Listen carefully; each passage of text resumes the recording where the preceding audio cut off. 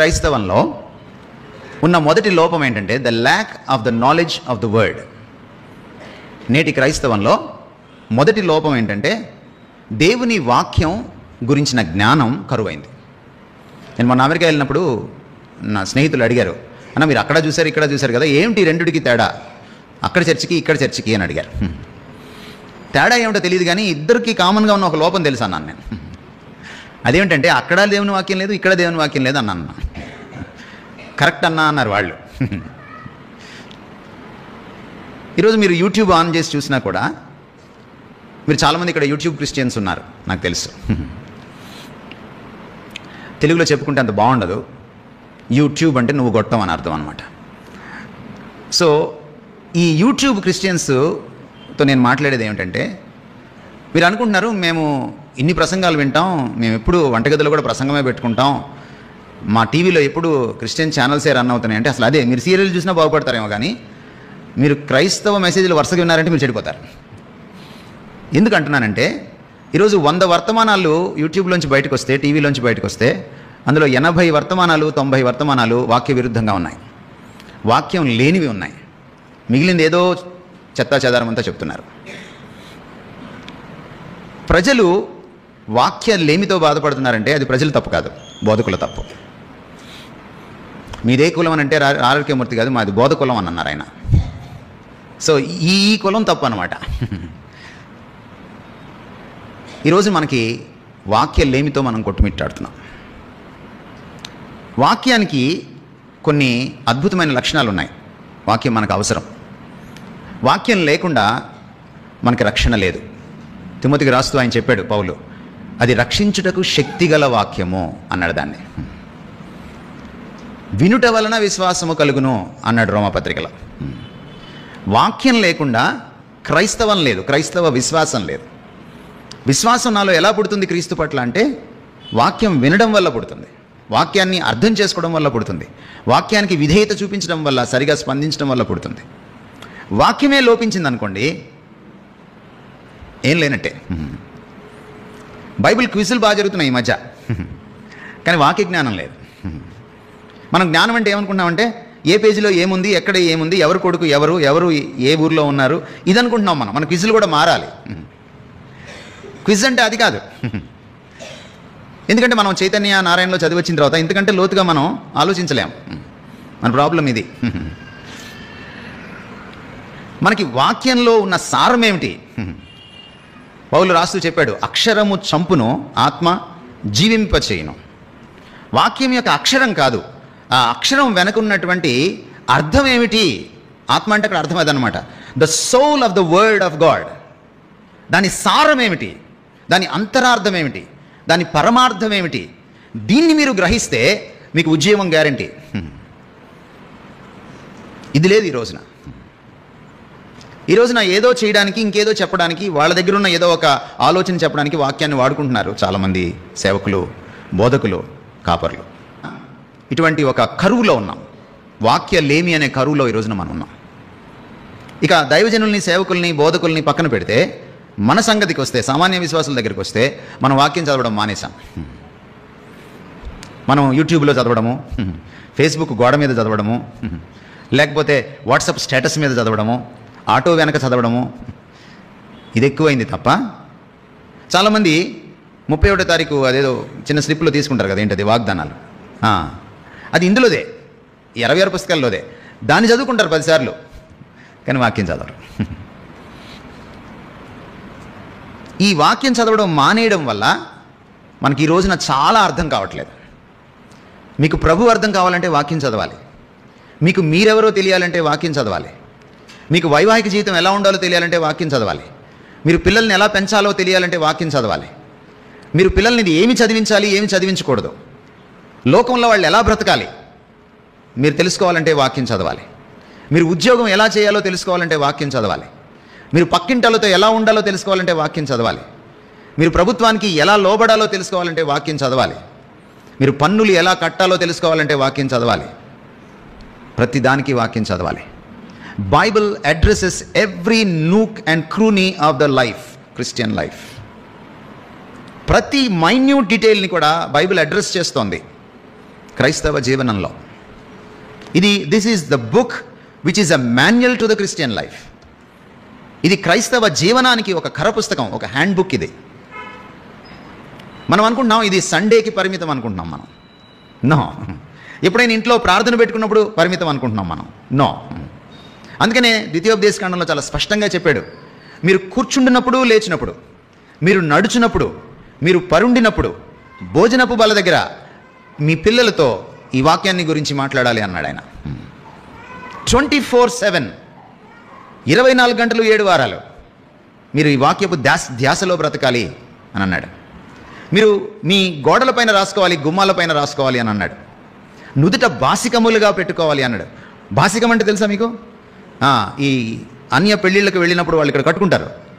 పెళ్లి కొడుకు ఒకటి కడతాడు, ఒక చిన్నది. యూదులు కూడా బైబిల్ చదివేటప్పుడు వాళ్ళు ఒక చిన్న డబ్బా లాంటిది కట్టుకుంటారు. ఇక్కడ మీరు చూడండి, వాళ్ళు నిజంగానే బాసికం అంటే బాసికం కట్టుకోవాలనుకున్నారు. వాళ్ళు నుదుట బాసికముగా ఉండాలంటే కనుల ముందు వాక్యం పెట్టుకోవాలని అర్థం అన్నమాట. వాక్యాన్ని ఎదుట పెట్టుకుని దానికి అనుగుణంగా బ్రతకరా బాబు అని చెప్తున్నాడు అనమాట దేవుడు. అది నుదుట బాసికం అంటే. This is the importance and the uniqueness and the necessity and the sufficiency of the word of God.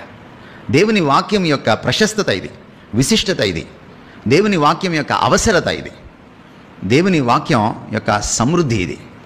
దీన్ని మనం అర్థం చేసుకోవాలి. ఈ వాక్యం మీ చేతికి తెలుగులో ఇవ్వడానికి కొన్ని జీవితాలు ఆహుతి అయిపోయాయి, పణంగా పెట్టవలసి వచ్చింది.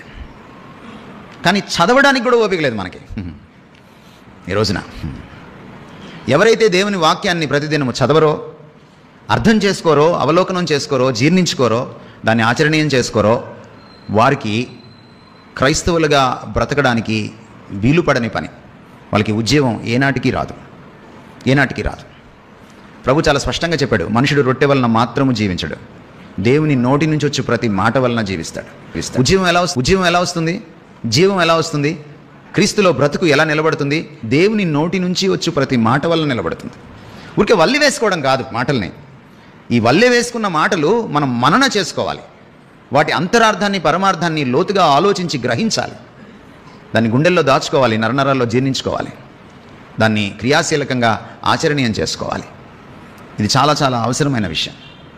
If you are lazy to read the word and meditate upon it, you will soon die as a Christian. You may live as a human being, but you will soon die as a Christian. To read the word and meditate upon it, you will soon die as a Christian. You may live as a human being, but you will soon die as a Christian.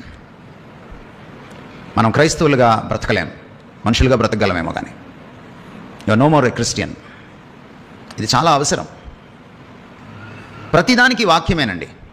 యేసుక్రీస్తు వారు సాక్ష్యం చెప్పేటప్పుడు కూడా ఆయన నా సాక్ష్యం నేను చెప్పుకుంటే సరికాదన్నాడు. ఈరోజు చాలామంది ఎడాపెడా సాక్ష్యాలు చెప్పించేస్తున్నారు కూడా యూట్యూబ్లో.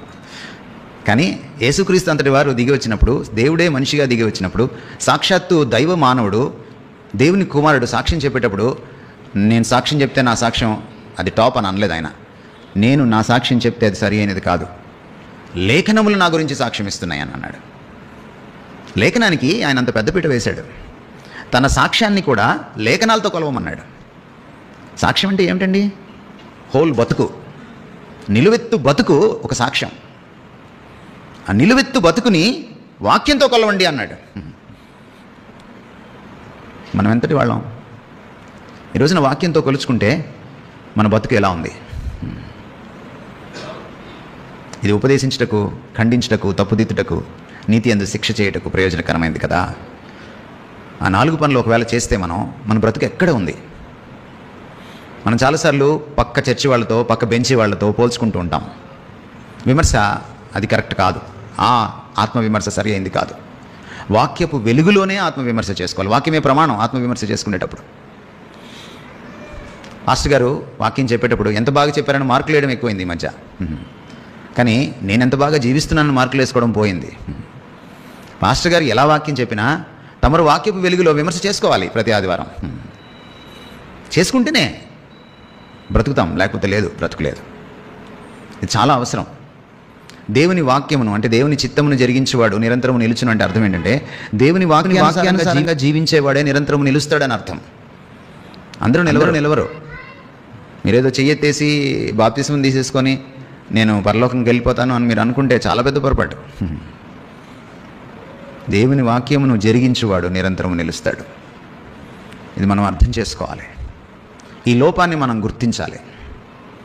దేవుని వాక్యం పట్ల మక్కువ పెంచుకోవాలి. మనం దేవుని వాక్యానికి మన జీవితంలో ప్రతిదినము చోటు ఇవ్వాలి. You need to set apart time for it. Time for God చాలా ప్రాముఖ్యమైంది. నేనేదో చదవాలి కదా అని చదవకూడదు. అది చాలా తప్పు. అది పరిసయ్య నీతి. అది ప్రభు నేర్పిన నీతి కాదు. ప్రభు పట్ల ప్రేమతో నేను ప్రభువులా మారాలి. వాక్యం చదవకపోతే ఈరోజు నేను ఎలా నడవాలో, నేను ఎటు వెళ్ళాలో నాకు తెలియదు కదా అని చదవాలి. ఎందుకంటే వాక్యము నా పాదములకు దీపము, అది నా త్రోవకు వెలుగు. ఈరోజు నేను వాక్యం చదవకపోతే ప్రభు ఏంటో నాకు తెలియదు కదా, ఆయన ముఖాన్ని నేను చూడకుండా ఎలా ఉండగలను అని చదవాలి. ఎందుకంటే వాక్యమే ప్రభు ఎవరో మనకి ప్రతిరోజు కొత్తగా పరిచయం చేస్తుంది. వాక్యం పరిచయం లేని వాడికి ప్రభు పరిచయం లేదు, కుదరదు. బైబిల్ని మొట్టమొదట హెబ్రీ గ్రీకు భాష ట్రాన్స్లేట్ చేసిన లాటిన్ వల్గేట్ అనేటువంటి మొట్టమొదటి ట్రాన్స్లేటెడ్ బైబిల్ ట్రాన్స్లేట్ చేసిన సెయింట్ జెరోమీ ఒక అద్భుతమైన మాట అన్నాడు. The ignorance of scriptures is ignorance of God, is ignorance of Christ. లేఖనాల్ని నేను నిర్లక్ష్యం చేస్తే నేను ప్రభువునే నిర్లక్ష్యం చేసినట్టు. ప్రభు నాకు అర్థం కాడు. లేఖనాల అజ్ఞానం దేవుని అజ్ఞానంలోకి మనల్ని నడిపించేస్తుంది. దైవ జ్ఞానం లోపిస్తే ఏమవుతుంది? దేవోక్తి లేని ఎడల జనులు నశించిపోతారు. మన నాశనాన్ని మనమే కొని తెచ్చుకుంటున్నాం. దేవోక్తి ఎక్కడుంటుంది? ఏమిటి దేవోక్తి అంటే?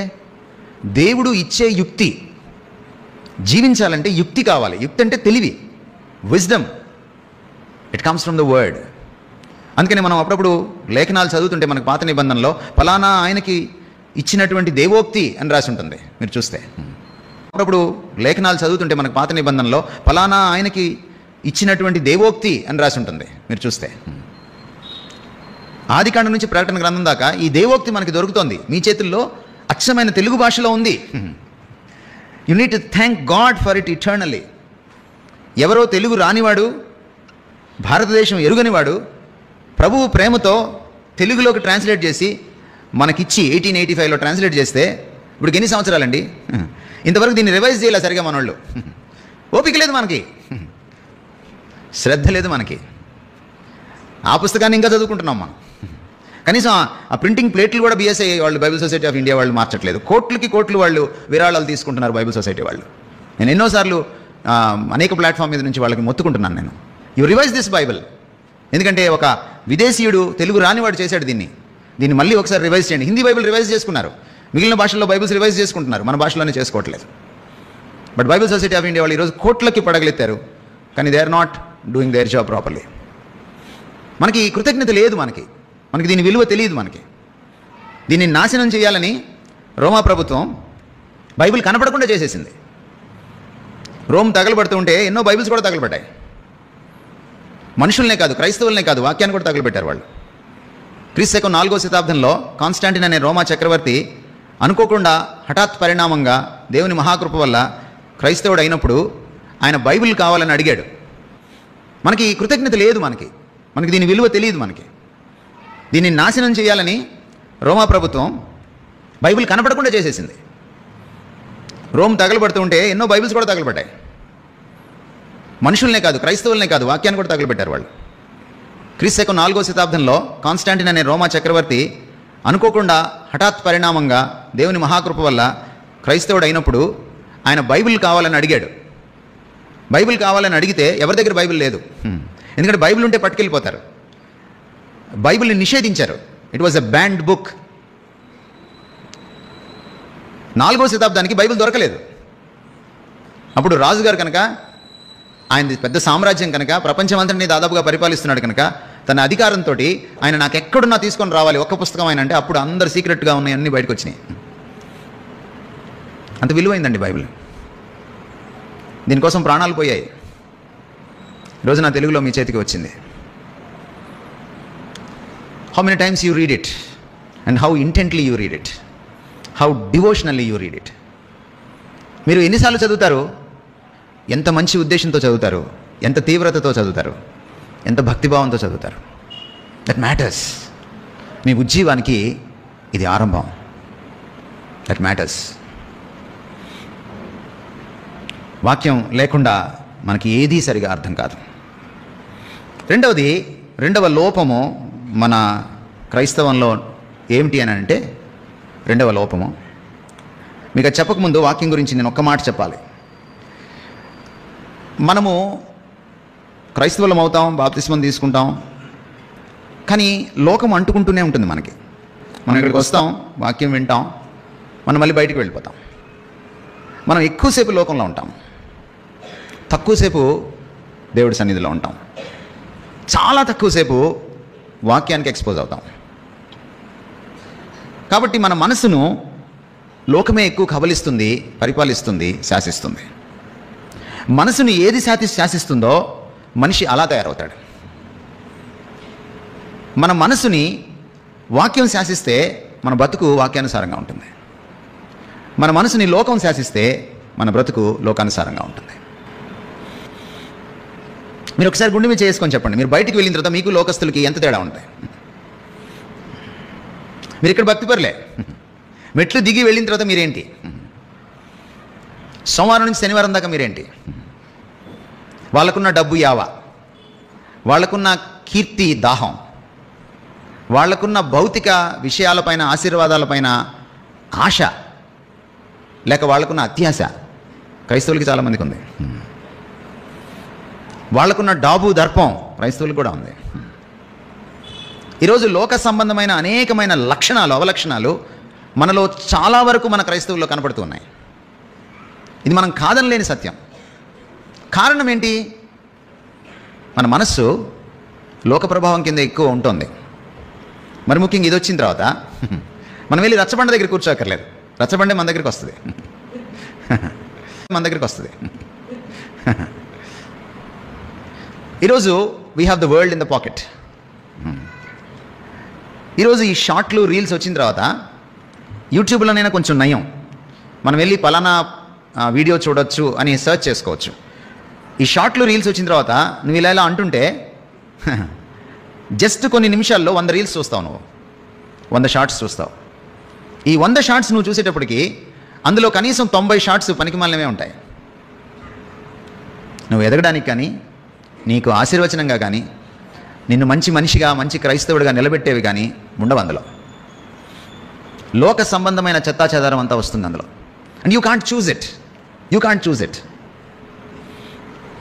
అందుకనే మనకు వాక్యం అవసరం. ఈ భయంకరమైన irresistible influence and the impact of the వరల్డ్ని మనం ఎదుర్కోవాలంటే you have only one offensive weapon.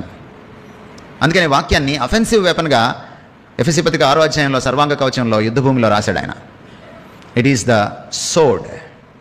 అది ఖడ్గంతో పోల్చాడు, డాలుతో పోల్చలేదు, దాన్ని ఖడ్గంతో పోల్చాడు. యుద్ధంలో డాలు షీల్డ్, డాల్ అనేది డిఫెన్స్ అనమాట. అవతలవాడు బాణం వేస్తే, కత్తి విసిరితే ఆపుకోవడానికి అది, బట్ కత్తి అఫెన్స్ అనమాట. ఈ లోకాన్ని ఎదుర్కోవాలంటే, దాని ప్రభావాన్ని ఎదుర్కోవాలంటే ఈ కత్తి నీకు ఉండాలి. ఈ కత్తి జోబులోనో, తలగడ కిందనో, స్కూటర్ సొరుగులోనో, లేకపోతే మీ పర్సులోనో, లేకపోతే మీ సెల్ ఫోన్లోనో పెట్టుకొని తిరిగితే కుదరదు. గుండెల్లో పెట్టుకోవాలి. ఇది నరనరాల్లోకి ఎక్కాలి. ఇది ప్రాణాత్మలను, మూలుగను, కీళ్లను విభజించినంత మటుకు దూరాలి. ఇది హృదయం యొక్క తలంపుల్ని ఛేదించాలి, శోధించాలి. Only then you can resist that irresistible impact of the world on your mind. ఈ మనసు మీద ఉన్నటువంటి ఎదిరించలేని లోక ప్రభావాన్ని తమరు ఎదిరించగలుగుతారు. అప్పుడు మీకు డోకా లేదు, అప్పుడు మీకు ట్రాన్స్ఫర్మేషన్ జరుగుతుంది, అప్పుడు మీకు ప్రతి సంవత్సరం ఉద్యోగ సభలు అక్కర్లేదు. మీరు నిత్యం ఆయనలో బ్రతుకుతారు, నిత్యం ఆయనలో ఎదుగుతారు.